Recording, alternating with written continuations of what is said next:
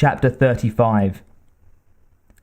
As Rash's stretcher was loaded into the ambulance, he raised his head, straining against the straps, and took a final look around at the scene of the battle. Jesus, what a mess, he said. Schaefer looked around as well, and saw half-demolished buildings on either side, wreckage strewn along a dozen blocks of pavement, abandoned weapons and dead bodies lying about, not yet collected or covered. Fires were still burning in several places, despite the steady rain. The water running in the gutters was dark with blood and ash.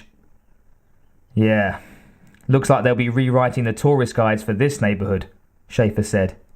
Come on, partner, let's get you out of here. Partner my ass, Rash said. Only until I have a chance to resign. To hell with making pension. Soon as they let me out, I'm taking Shari and the kids and going somewhere safe. You know, Beirut, South Central LA, Sarajevo, anywhere but New York. Schaefer smiled down at him, the warmest smile Rash had ever seen on that stony face. Suit yourself, Schaefer said. You done good here.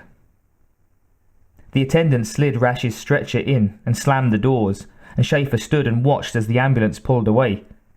Then he turned to Phillips, who had been directing the military side of the mopping up. Starting the cover-up? He asked. Best as we can, Phillips said.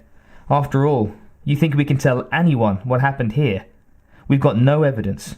Those things didn't leave any of their fancy hats behind, not so much as a pocket knife. No one's going to believe it unless they saw it. Seems to me you've got enough witnesses on this one. You could convince people, if you tried. Phillips shook his head. We don't want to convince anyone. What good would it do? We chased the bastards away. They'll be back, Schaefer said. You seem mighty damn sure of that. You seem to think you understand these critters.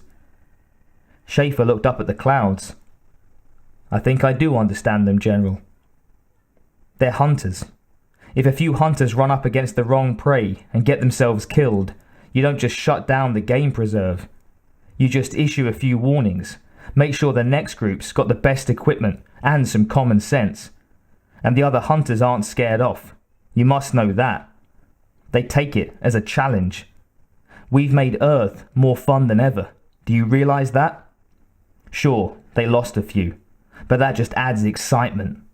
The cities have the jungles beat all to hell for excitement.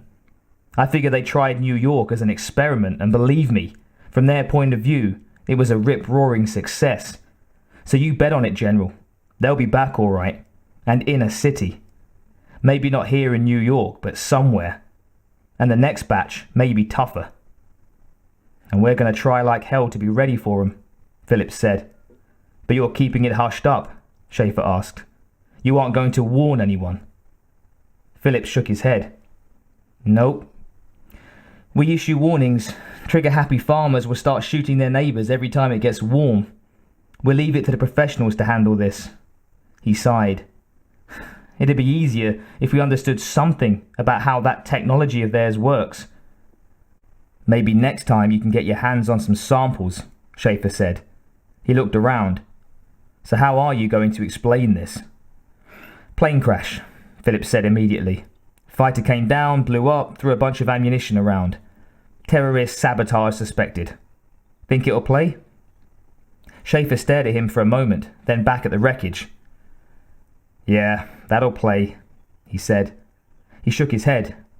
Good luck with your lies, General. Then he started walking away, heading uptown towards the nearest subway entrance. Hey, Phillips called angrily.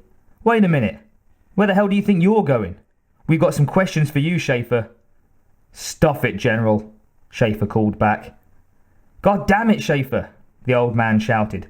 Manhattan's a disaster area. A dozen blocks of Midtown have been leveled, and you just walk away. New York will never be the same. Schaefer paused and turned back. He smiled at Phillips.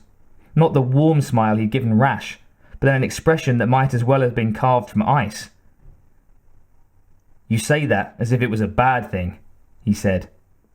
Then he turned and walked away, into the canyons of the city.